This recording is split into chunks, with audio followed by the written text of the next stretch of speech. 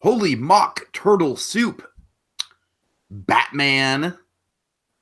Tiki here, and welcome to the show where Batman, the animated series expert, BlueDragonFive, escorts me through my first time watching a landmark animated series that is the show itself. That I really screwed that one up. Not my finest hour here introducing it, Dragon. Go ahead. Tell the folks what it's all about, Dragon. Save me like the superhero that you are.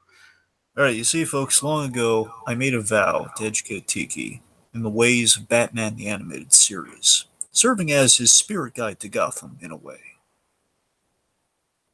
Yes, and tonight we're talking about Mad as a Hatter, which Dragon, this is kind of quietly ranked into I would say maybe right outside or right inside of my top 5 of this show. Like I really enjoyed this episode quite a bit. It's a very unsettling episode. It's a very psychologically complex episode, and it gets into a lot of interesting themes, and it's a really good showcase for a classic Batman villain.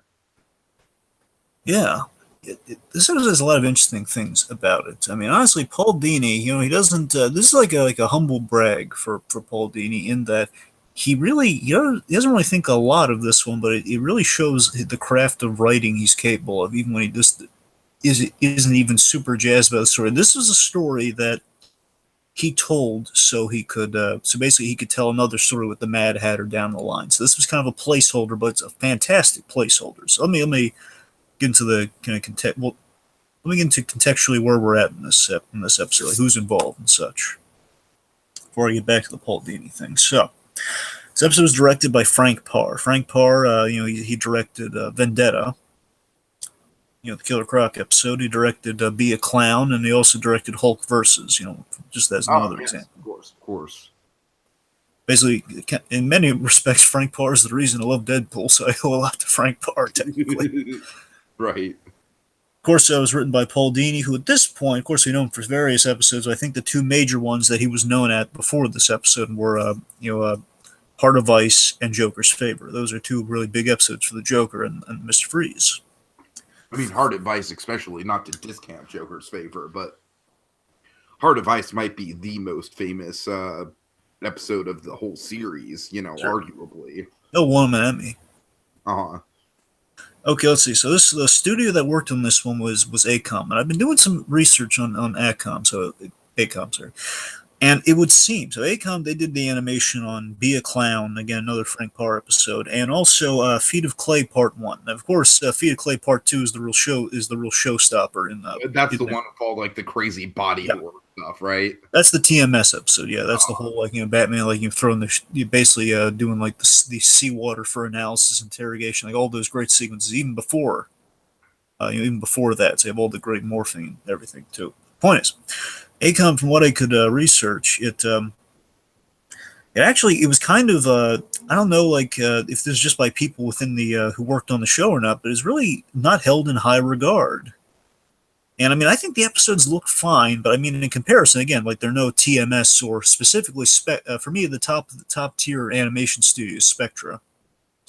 I would agree with that from what I've seen so far, just, in comparing and contrasting from what you've told me. Yeah, again, that's the simple kind of go-to is that On Leather Wings and Heart of Ice, that's Spectra.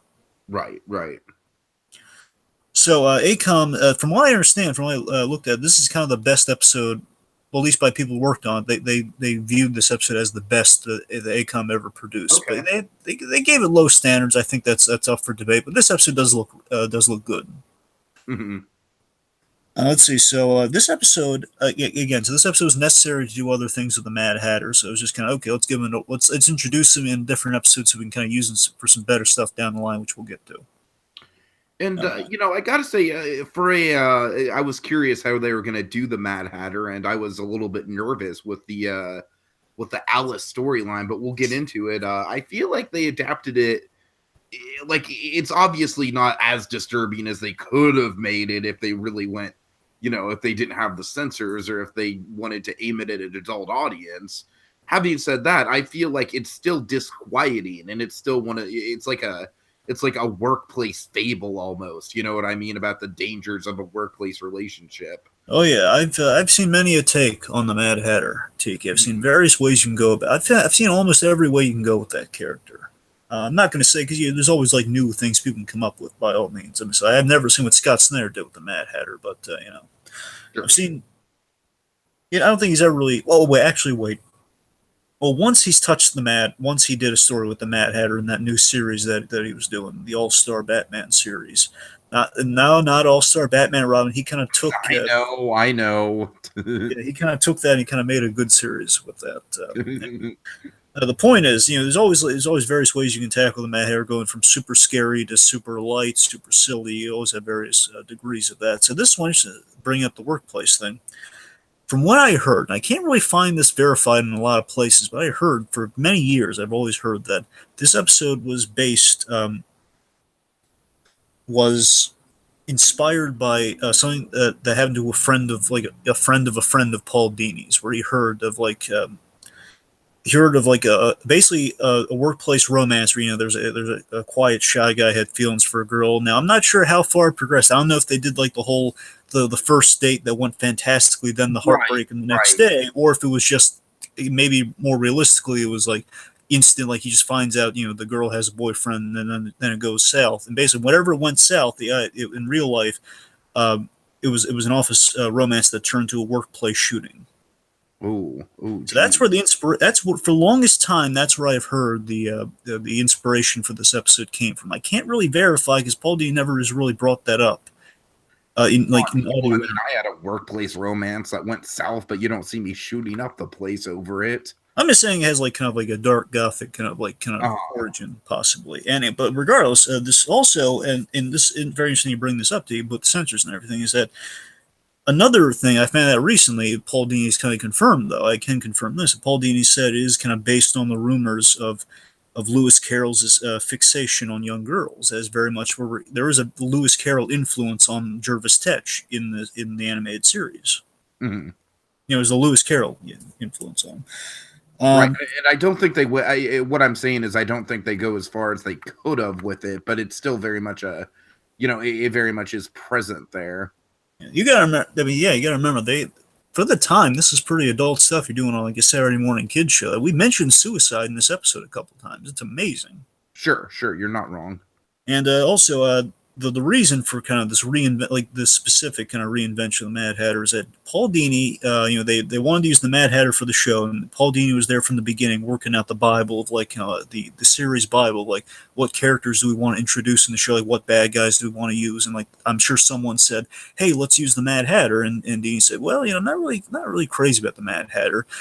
And like, what would you do with it, Paul? And he's thinking, well, I never cared for the hat gimmick from the '60s show. That's the thing with the Mad Hatter, because before in the beginnings of the characters, it was less like a Lewis Carroll fascination. It was always like, hey, I need Batman's cowl to complete my collection of hats of all different shapes and sizes. Always, Right, right. that's really what was done with him in the '60s series, which again was fine. It was just he had like the hat where you pull like he pushes a button or like It's pulls a just there's no chain. psychological element to that at all. It's just kind of it's very vanilla. Yeah, it's just like kind of like a fun visual. In the '60s show, he had the hat that had like the hypnotic eyes. Like he could hypnotize people with a hat, and that was kind of cool. But that was about it. And so again, he kind of took that, kind of based on again those rumors, very kind of Lewis Carroll, kind of add like an uneasiness, but also he had a lot of kind of humanity. And the biggest thing that Paul Dini did in this episode that really made it work is that he made you wait and kind of root for the Mad Hatter. He kind of made you wait for him to make the turn to like villain, like kind of made you go down a slippery slope with the And he guy. did, he did. I feel like that's very successful. Like at least half the episode is kind of the Hatter's episode. And I feel like this is one of those episodes of Batman where Batman himself is kind of like a supporting character. And Dragon, from what I've understood, those episodes are kind of proud writing accomplishments in the writing room. Where they are able to make really breathe life into the Gotham citizens Oh yeah, I and mean, inhabit the world. Oh yeah, I mean, Tiki in the construction of that series Bible, Paul Dini, I kind of call it like the four rules of Paul Dini. Paul Dini had these four inalienable rules that he imparted on the show, and the fourth rule was, we tell kind of complex. We tell crime dramas with complex villains, where the villains were definitely structured around like a crime that the villain has committed, and then Batman kind of factors into it. And then like keeping Batman solo and everything would just be Batman investigating a case where we'd be wrapped up in what the villains are doing, and then Batman would be kind of our foray into learning about these villains. Right, right. And lastly, this episode, like Paul Dini got every voice actor he kind of requested for this episode. He very much kind of MVP'd this episode, despite, again, just not being initially really jazzed about it. And he kind of got everything he wanted with this episode because it features, as the Mad Hatter, the great Roddy McDowall. Oh, yeah. Who was in the 60s Batman show as a different character. He portrayed the Bookworm in the 60s show. So kind of coming full circle, kind of a character that now the Bookworm is someone where I don't really know if you could do a lot of psychologically complex stuff with that character. I would, Tiki, if there's one, I want to see what Scott Snyder would do with the Bookworm. The only thing I can think of is like, have it be kind of in the vein of that one Twilight Zone episode, the whole like, there was time now. There was time. Like expand on a guy like that, I don't know. Oh boy, I mean, yeah, I get. Look, I don't want to bore you with things I'd like to see done with the Bookworm, so let's just move on. All right. Sounds good. All right, this is a good one, folks. Let's start. So we start with a tea party for mice. Yeah, that's definitely Alice in Wonderland-esque. Oh yeah. So we have this little tea party. Basically, the image you see before you, folks, this is the opening of the episode where we have a test of the headband, of the new kind of circuit-based headband. Cards, as they're going to be known as throughout the episode. Oh, certainly. The circuit board's built in the guards. We're building that, folks. Yeah, so basically, we build the tech in the episode, which is kind of nice. Where it feels like it very much is homaging a scene from the book, where we have the mice kind of at the tea party, and I like that we don't see Tetch, where you can recognize what the scene is reminiscent of before you see him at the end. You're kind of clapping over mice, and it's a bizarre but kind of endearing image, and that's very much what the Mad Hatter is in this episode. He's kind of it's bizarre, but and again, it's kind of weird, but it's endearing, like how, again, I think Roddy McDowall really brings that alive, like how jovial and how lovely this person is. Yet at the same time, there are definitely some scary things about the guy when you kind of widen the picture. I mean, he's experimenting on mice and like mind controlling them, and that in itself is very off-putting. Yeah, but at the same time, he's charming about it. Yeah, it's like it's a pleasant experiment. Look at this. Just giving out. He's giving mice tea. Right. So let's see. So again, the successful tea party image that we have before us here demonstrates a working headband and electrodes that control mice. Basically, working on like kind of a mind altering kind of device there, basically to amplify a brain function. So his co-worker Alice, she comes in to give him a heads up that the boss is coming. Really nice. You can get seen like Alice and Jervis kind of have like a nice they work very close together. She's the secretary and such. She kind of has a lay of the land. She understands the build and the players in there. And the idea is like she's right outside the door. They probably chatted during lunchtime a lot of the time. Sure. So, and we see right off the bat, Jervis, as he kind of removes the headband and everything, he's getting kind of shy and like, oh, Alice, I didn't see you. You can see, obviously, he likes her.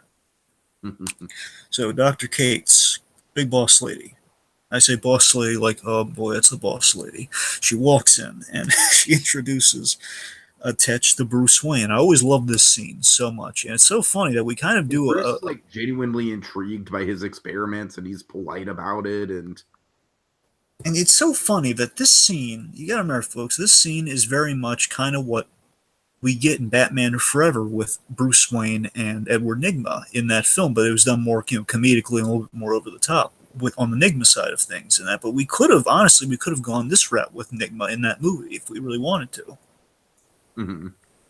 Kind of like the endearing scientist who kind of runs astray. But yeah, it's a nice scene. Bruce is very pleasant around the office, as we see he is with Lucius Fox and such. He wants an update on the project that will boost the brainwave potential. A nervous Tetch, and I love visually how he communicates. I think Frank Parr is underrated in how much story he can convey in these like little visual cues here, and that. He wasn't like a grand sweeping visual guy, but he had like all those like little clues in a scene that kind of cued you in. And you see like the cage is like covered, but like there's little, like you can see the mice kind of coming up and like being super intelligent. Right, right. He's being very cagey about it, but at the same time, I almost got the sense from what I saw of it that he's almost kind of like putting on an act. Yeah, yeah. It's like he's not. He could be a perfectionist for all we know. It's not. I mean, honestly, they don't say this, but I could infer that maybe a part of this is that Jervis is holding off because maybe if this works, he's going to be moved to a different section and he'll put him further away from Oh, Alice. that could. I'm reading all that in, folks. It's not in the episode, but it could happen. But I like how the episode makes it ambiguous, though. I Yeah, appreciate that. It kind of makes you think about exactly what the motivations are there. certainly. And I love this, and this is what I love so much about the scene here. I love how Bruce Wayne is so nice about it because Kate's about to like oh we owe our our benefactor a lot more than lame excuses.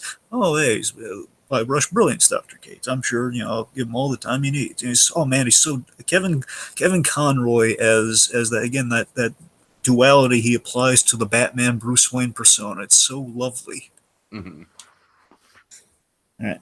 So let's see. So Kate's kind of gives the line, "Heads will roll," and right next to the Alice in Wonderland poster. And again, T, speaking to what you were just saying, if you want to read, if read into things a little, perhaps that's her way of mocking him for the whole Alice in Wonderland thing. Sure, sure. It'd be like she is kind of bullying him at the workplace, still like, "Hey, heads will roll." I do like how we get some good foreshadowing where Bruce, definitely takes note of the Alice in Wonderland poster. Oh yeah. All right. Want to take us through some of this Alice stuff? Yeah, yeah. She's hard at work at her desk, and she's kind of comforting Jervis. She's like, "Oh, don't worry about it. She's always like that when the big boss drops by." Let me see. Jervis doesn't know what. Oh, I don't know what I'd do without you, Alice. Sometimes I think you're the only one who understands me. And then here we go. Here's the here's the triggering thing. She's like, "Oh, that's what my boyfriend says. Guess I'm lucky to have two such amazing men in my life." Oh yeah, this girl's from God, I forget her name. I know she's from Twin Peaks. She has like this kind of this great like. She means so well, but she's just kind of, she's just, it's not, she's not dumb, but she's not putting two and two together here. It's like she's just kind of dotty a little. She's just Yeah, yeah. she's like a smidge daft. Okay, so she slams down a picture frame. Yeah, Tetch. Oh Tetch. yeah, sorry. Jervis slams down a picture frame of her and the boyfriend. Yeah. And there's definitely a lesson in this episode. Again, it's an adult lesson for a kid show, but I love that again visually we communicate all of this. Is that there's a lesson in putting all your romantic eggs in one basket for a workplace romance. There's definitely a lesson in that here. And again, we see how he responds to this, and we see kind of where we go in that situation where Tetch, I love that he's chatting with the mice. I love they're bringing him tea. It's just such a wonderful device of getting kind of a dramatic monologue or kind of getting your character to air out his thoughts. Where Perhaps why? it's time to turn my heart towards other pursuits. Never. It Oh would my be so Roddy, easy for me to make her forget her boyfriend and love me. uh, Roddy McDowell is just. I'm sorry, I'm gonna say so many nice things about Roddy Oh McDowell. yeah, He's perfect in this. He has that sense of kind of dramatic, but also there's like a little bit of like kind of irony built in there, of like with the comedy of all this. Like he knows he's kind of hamming it up, but he loves it. So yeah, for a moment he considered kind of I mean, I love this. I love this device. Ever since I was a kid, I always loved this device. So for a moment, he considers using the circuit card to control her. But then he relents, and I always love that moment of him relenting. That's what the thing with Paul Dino was mentioned earlier, that he made you wait for it, and because of this little moment, Tiki. And again, as a kid, I knew I liked it. I didn't know why until years later. Is that you makes you wait, and it makes you identify with him. Okay, the guy's not all bad. He obviously doesn't want to do a bad thing here. He doesn't want it like, oh, then she'd be a shell. I can't do that to her. And you see, okay, it's a guy who's desperately in love here, but like, what's the point of even having a relationship with her at that point if he's just gonna be like that? He sees the fault in his ways. yeah, it's a strong ethical dilemma there, and it's really it's nice. And again, you're kind of seeing what kind of would quantify love years later. Like, okay, yeah, where's the love versus just kind of having someone versus having them be in love with you. Sure, sure. So let's see. Okay, so beyond. Okay, so after that, so after he's getting so a little bit of time's passed with this little conversation with the mice, and then he hears Alice crying over her breakup with Billy. Billy, not Billy. Curious, sir. And my favorite thing with Roddy McDowell is when he has these pulls these lines from the book, like Curious, sir, and Curious, sir. And later on, my favorite is Kalu Kalay. Kalukale, That is yes. still, I don't know why. Even though sometimes I would quote that if I'm just like, need to come up like on the fly for like extreme happiness. Oh, Kalu Kalay, hip hip hooray, or something like that. It's just so curious and curious. And we have these visual again, these visual cues, like when she leaves the desk, or like around the desk, we see the picture is slammed, and like there's like missing flowers. It's Uh-huh. nice.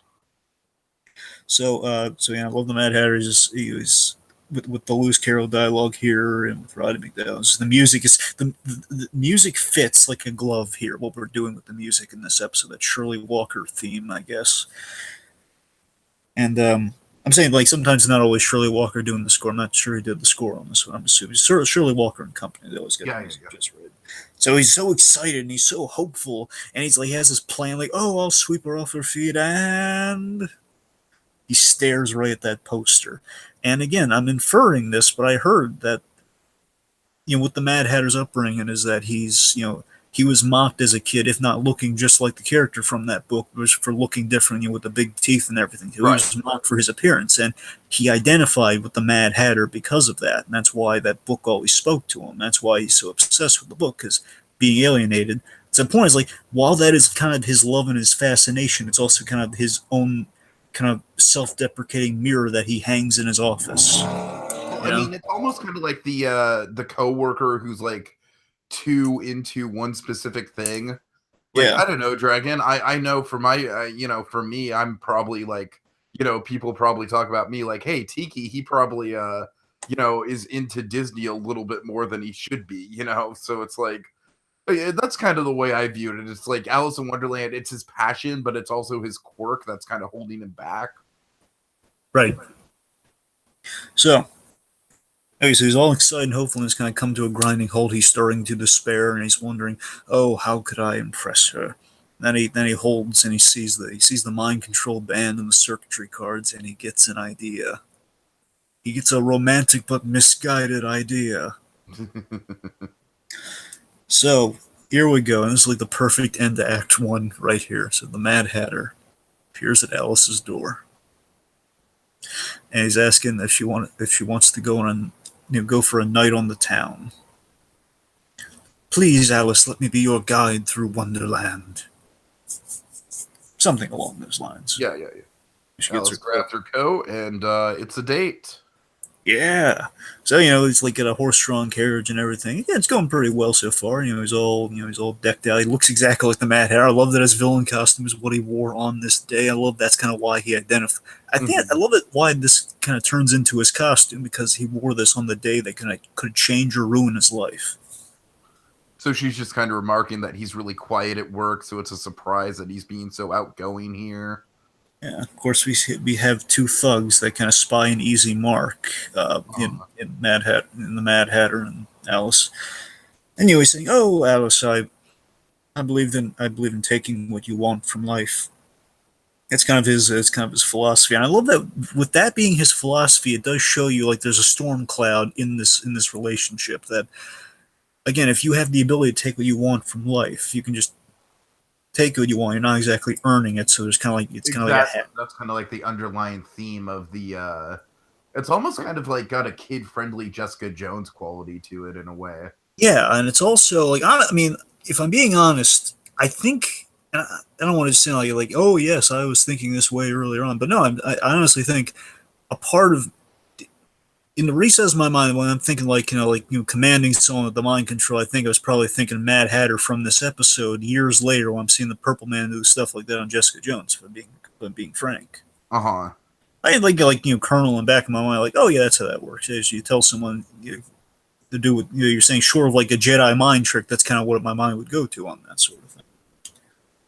But yeah. So then we have these two thugs. They try going for a mugging here. They try to like a hat, wallet, all that sort of stuff. The Mad Hatter, he defends Alice. He's like, oh, you'll get nothing, and oh, nothing for the likes of you. And this is smooth. And yeah, he's very lucky that these guys had like these ruffian headbands on because he sticks the circuitry cards in the headbands. Right, right. He's very lucky they're trendy. And it's convenient, but it's fine. I mean, come on, the episode's great now. It's just fine. Yeah, it's totally We don't care. exactly. Yeah, he called. They call him Mister Hat. Yes, Mister Hat. And That's Mr. Hat. That was my favorite comedic detail of the episode, the Mr. Hat thing. they tell him to. He tells him to go, and they're like, "Oh, go jump in the river," and they're off. And again, like the literal mind control thing. That's what I'm thinking years later with Jessica Jones, the Purple Man. Exactly. Yeah. So Okay. let's see. All right. Oh yes. So the Batmobile takes through. Yeah, almost 8 minutes into the episode is the first time we actually see Batman. We've seen Bruce Wayne, but this is the first time we're seeing Batman in the episode. Uh, Alfred, he's trying to be optimistic. He's like, "Dear, let's hope Gotham treats you to an early evening tonight, sir." And and just instantly like, "Oh, we have a suicide alert on the Gotham Bridge. Not going to be too lucky." Oh yeah, so yeah, poor Alfred. I think for once, just who wants to make like a nice dinner for Batman, but That's what I'm Batman. saying. Exactly. It's adorable. It's the only Alfred interaction we get in the episode, but it's like it's just a nice, playful little banter they have between the two of them. To Yeah, things off.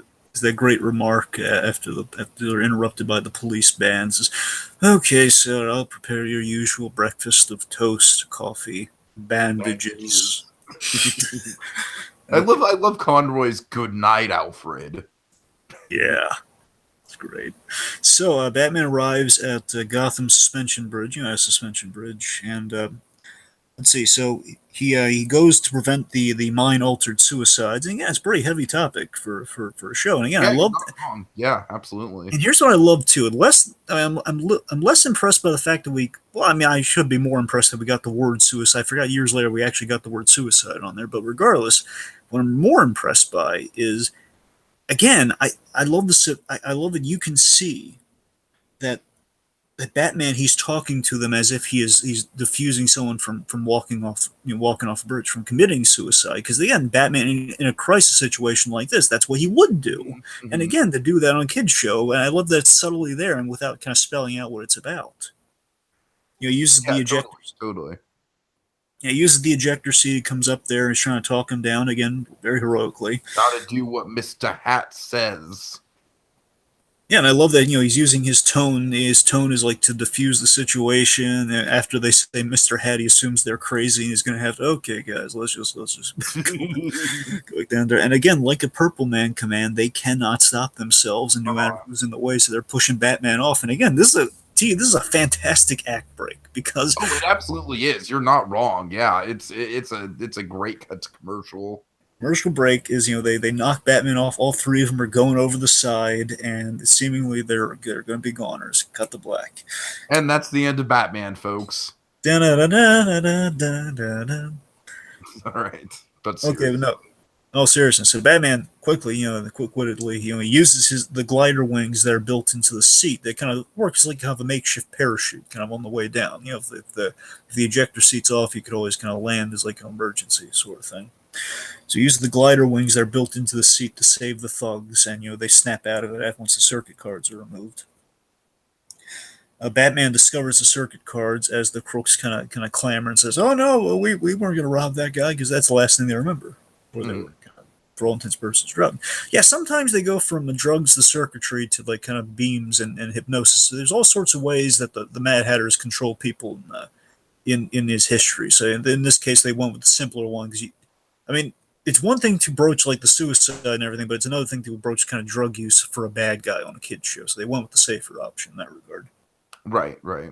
Anyway, so we're at the beret. I think it's spelled like Beret, so I assume that's Beret. It's a French place. Yeah, it's got to be Beret. The Beret Rouge Club. Uh-huh. So let's see the staff. Like the waitress is like, "Oh, Mr. Tetch, can we get a photo for the celebrity wall?" I love this. It's great. Yeah, I never knew you were such a man about town, Jervis. Yeah, we have the violinist, and we have the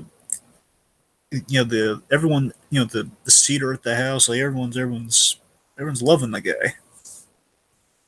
Almost as much as we all love Ivy, right? Oh, of course, Tiki. We love Because her. Ivy's just the best. Yeah, she is the best. Anyway, All right. I'm sorry. I'm thinking of Alvarez. Oh God. Anyway, sorry. Back on point. We're getting distracted with Yes. Alvarez's this stage, but it is an episode about love, though. Anyway, so We're gonna have fun with the next episode of Gotham, folks. That's what we're building up. it's all Batman. It's all relative. So. Yes. Anyways. Okay, so after the Rouge Club, we have this lovely sequence where, now I love how this, again, we set up so many good things, so well plotted this episode. We set up our third act in this scene where the Mad Hatter, he takes Alice to Storybook Land. Not the storybook land at Disneyland, unfortunately. No, but in all honesty, it could be a reference to it. It could be. Could be.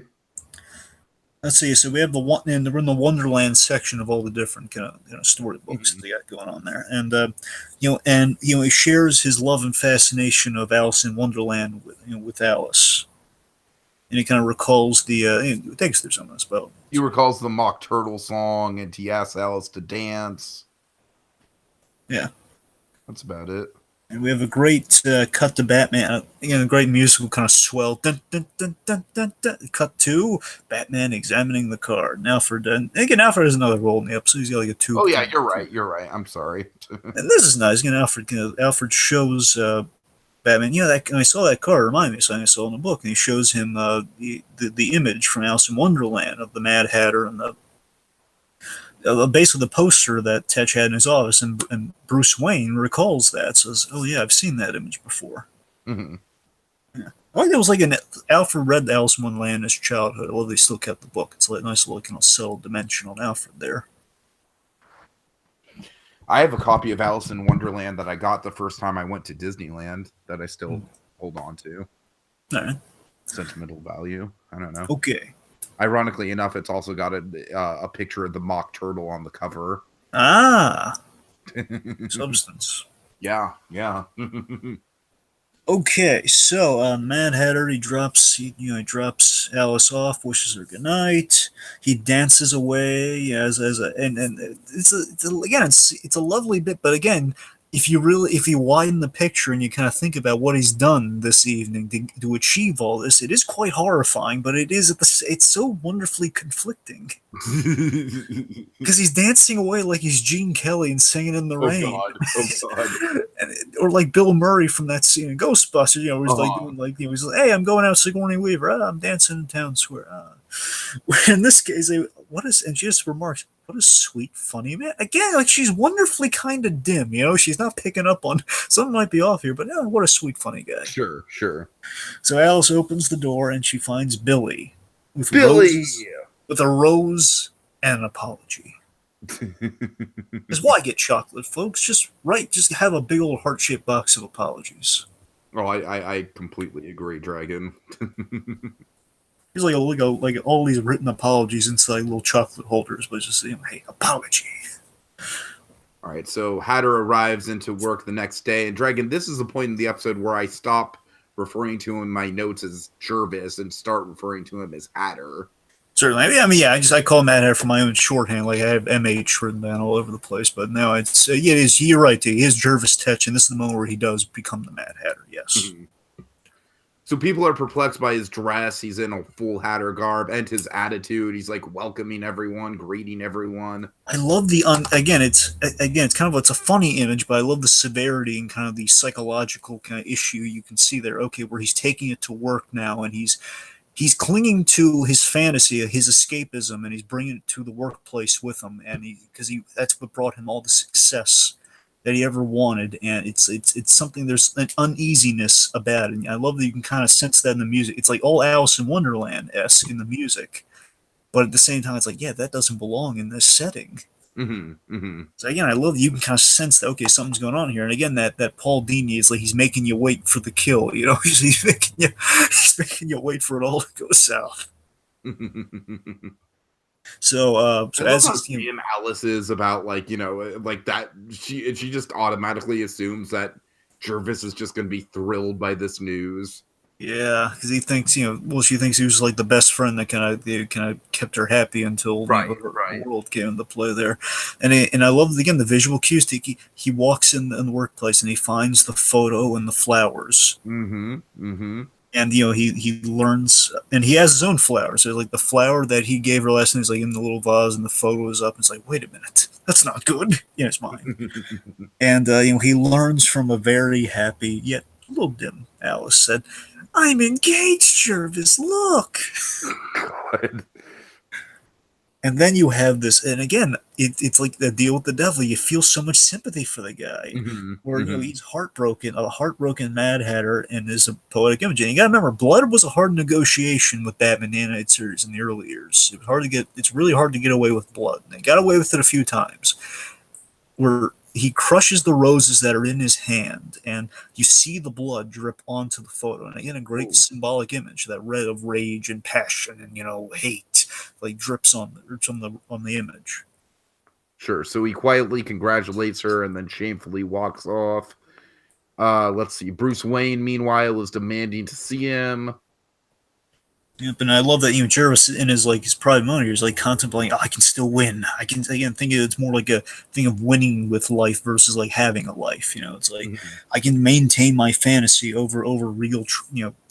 And again, this is basically this scene here, in my opinion. If the shooting thing actually happened, which again I'm inclined to believe that it really happened, I'm thinking this is the moment where the shooting would have taken place in real life. But we're going with the fantasy version of it here, with the kind of like the mind control gone wild.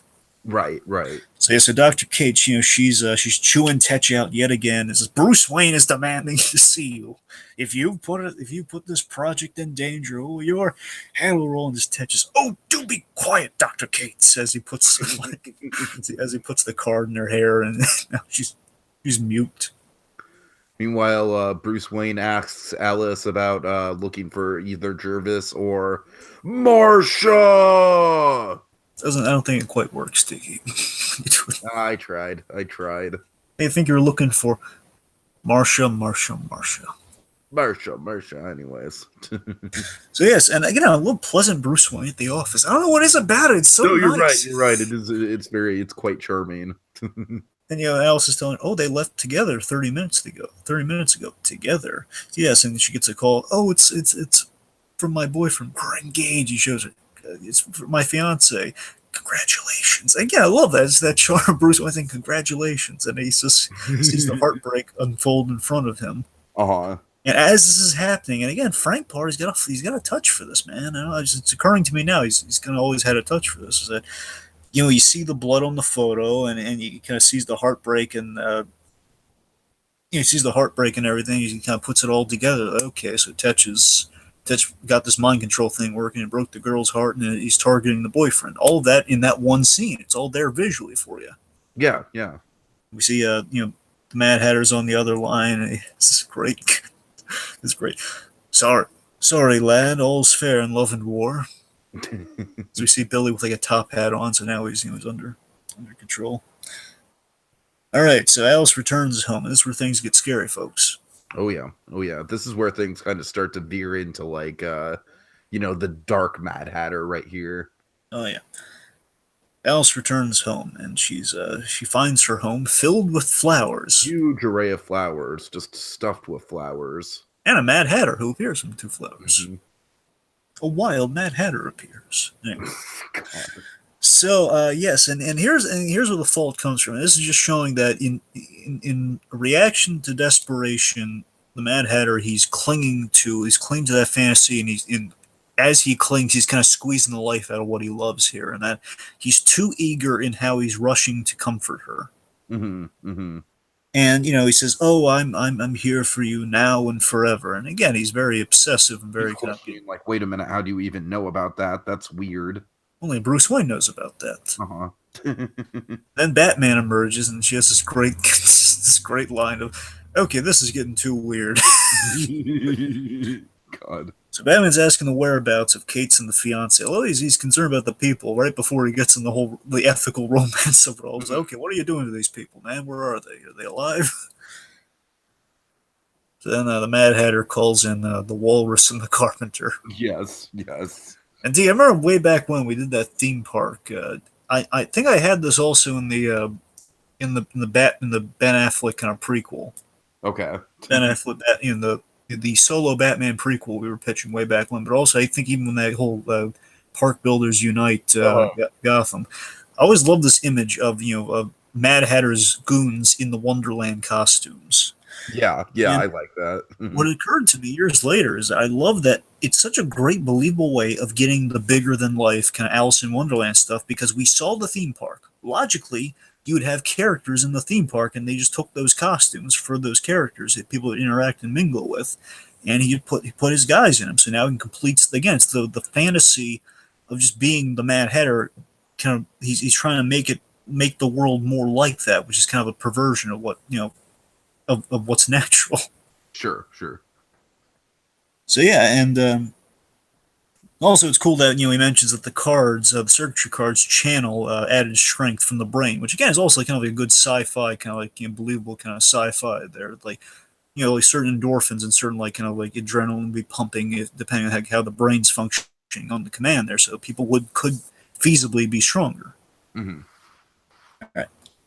So Batman battles the henchman as Alice is questioning why, and For us, my dearest, believe it, believe me, I didn't want it this way. as that moment happens, he puts the card on her, essentially kind of drugs her in that scene with using the card, and he kidnaps her, and it's so tragic there. And I love the performance of McDowell there, where he has that sadness in there, and but we the audience know that earlier in that scene he really didn't want to do this, and this is the moment where again it's all coming to the Paul Dini payoff right here. Okay, now he's beyond he's beyond the point of return where he's kind of crossed the line. And you still feel a little bit of sympathy, even though he's definitely going off the rails, and he's violating kind of the ethics that he established for himself earlier in the episode. It becomes a moment of desperation more than anything else, more than a calculated plan, more than a romantic gesture. Yeah, it's like showing his true cards. Like, hey, if your love's about to be taken away from you, what are you willing to do? And again, love by your own definition. Right, right. So Batman tries not to get impaled by the walrus tusk. As you do on a Thursday night when you're Batman. So I wonder if Kevin Smith's going to watch this for the next Tusk sequel. Kind of Batman versus the Walrus. It's Batman versus Justin Long. Yeah. He gets the Ben Affleck Batman because they go back a ways. He can get him in the costume again anyway. All right, no seriousness. So he flips the walrus onto the carpenter. He's armed with a hammer, but luckily the walrus kind of keels over, kind of passes out. He discovers the card with the property, and this is a buy. It's a leap. But I mean, why the card would say property of Storybook Land? Maybe it's like a sleeve he slipped the thing into. I don't know. We don't care. We don't care. So, because Batman needs to lead to the theme park, so there we go. So, Batman explores Wonderland with a flashlight. Always a good idea. Batman exploring things with a flashlight. I like that. Uh-huh. Do you want to take us through some of this? We're in the kind of the theme park kind of section. I thought you might want to take the reins on this. Yeah, sure. I mean, I don't really have a ton of the details written down in my notes. We're on a giant chessboard. Oh yeah, right. Yeah, there's a giant chessboard. I like the creepy static statues, like the Cheshire Cat. Yeah. Just kind of the environment. This is very much kind of an interesting, like, it is sort of a take on what Storybook Land at Disneyland is, with the basically, like, this is almost kind of like oversized sets of storybooks, whereas Storybook Land at Disneyland is the miniatures. So I don't know, Dragon. I feel like they could be hitting on something with that. Yeah. Anyways. So yeah, and we see statues, but also there are a number of them that are not statues that are victims in suits. And this is where it really becomes very Purple Man-esque right here. It's very much kind of the finale of season 1 right here. So basically the trap is, and it is a clever trap to put Batman in. So the trap is Batman has to battle these mind-warped innocents. Yeah, it is a very clever moral dilemma for Batman to go up against here. And Dr. Cates, of course, very befittingly, Dr. Cates is the Queen of Hearts, continually saying, "Off with his head! Off with Off with his his head!" head. So Batman's not fighting hard because he doesn't want to hurt anyone seriously. So he was really taking it on the chin this fight. And remember they have enhanced strength, so Batman is at a great disadvantage in this fight. He's outnumbered. But then enters our dearly beloved Billy. Yes, and I love Batman when he's grappling with the axe. Billy in his. I love this. By the way,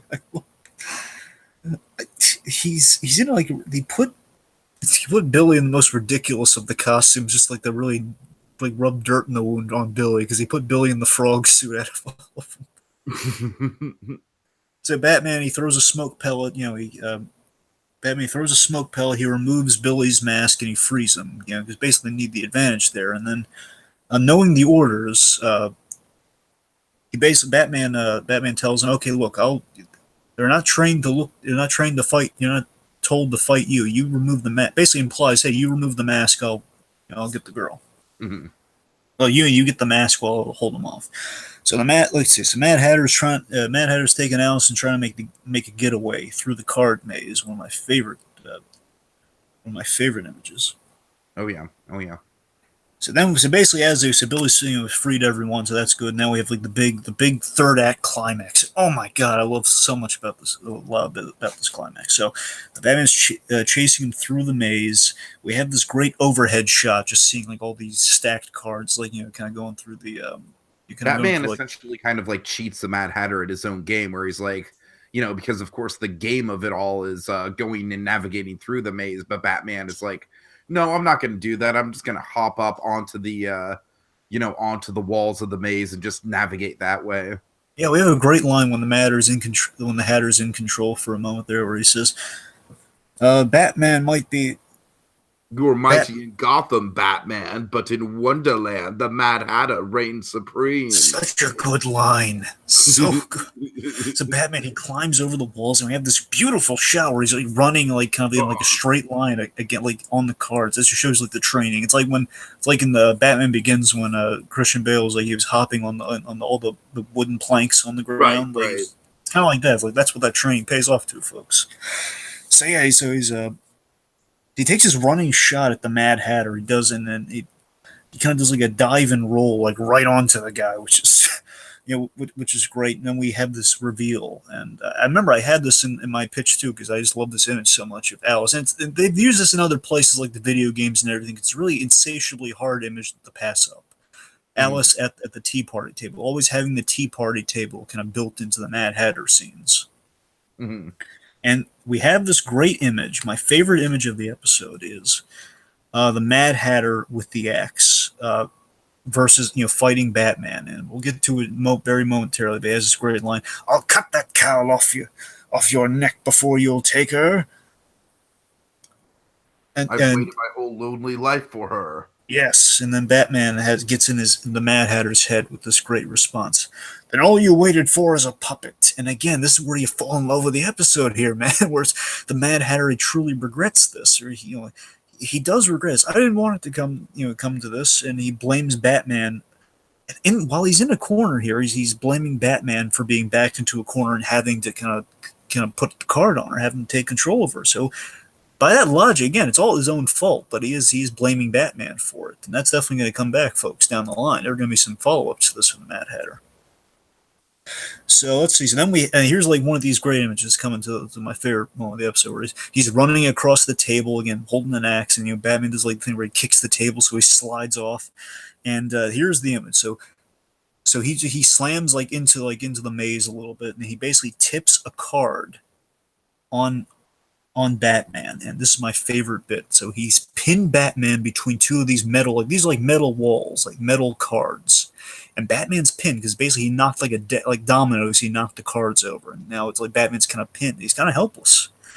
And the shot, it's like from The Shining or something. Yet the money shot is Batman pinned, the Mad Hatter with an axe, looking very unhinged, about to cut Batman's cowl off. That to me is that's the winning image of the episode. If I had to, that will stick in my mind forever when I think of Batman versus the Mad Hatter.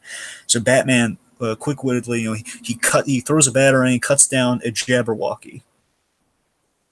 And the Jabberwocky, it falls on the Mad Hatter, and Batman, while the Mad Hatter's down, he reaches in the Mad Hatter's hat, he breaks his band, and we have this beautifully.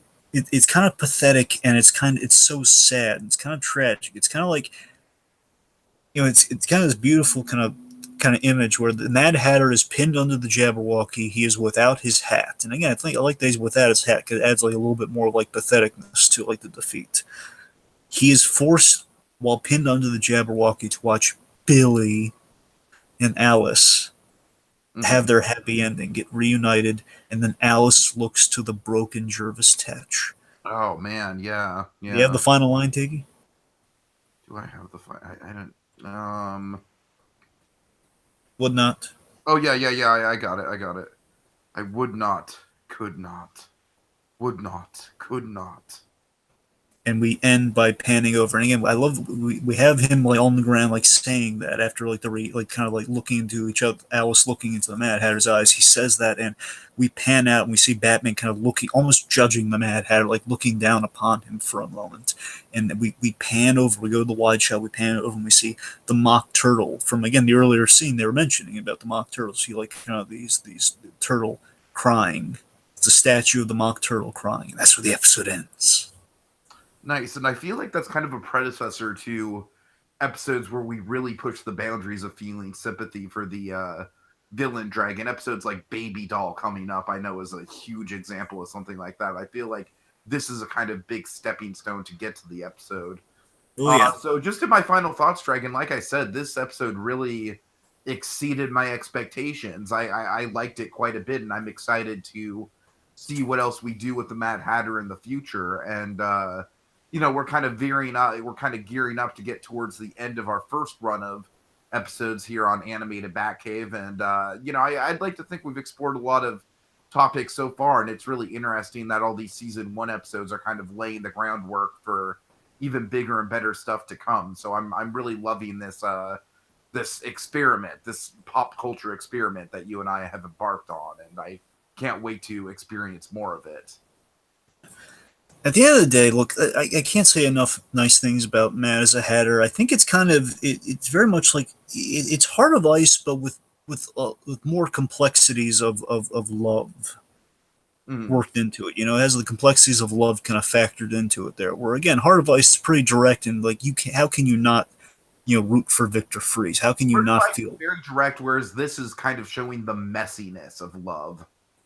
Yeah, and again, I respect the heck out of it for that. And again, this episode I think really holds up. And again, while everyone's going to remember some of the latter appearances of the Mad Hatter, this one it's almost underrated. I mean, people remember this. That's what I'm saying. Like they know the other episode, they know the other appearances, but it's like they recognize where that initial kind of interest in the Mad Hatter came from. So I think this episode definitely holds up and is like another kind of triumph for Paul Dini. It's like may not be like in the top 5 like all the episodes he's done, but it's definitely on there. It's a solid episode and it still holds up. All right, give us some Dozier, Dragon. Okay. A Batman in Arkham. Scarecrow in Gotham's water supply. Is that Batman Begins I smell? Can Batman escape a crazy situation and save Gotham? Or will the Scarecrow poison the city with fear? Find out. Next anime. Same animated bat time, same animated bat place. On the next visit to the Animated Batcave.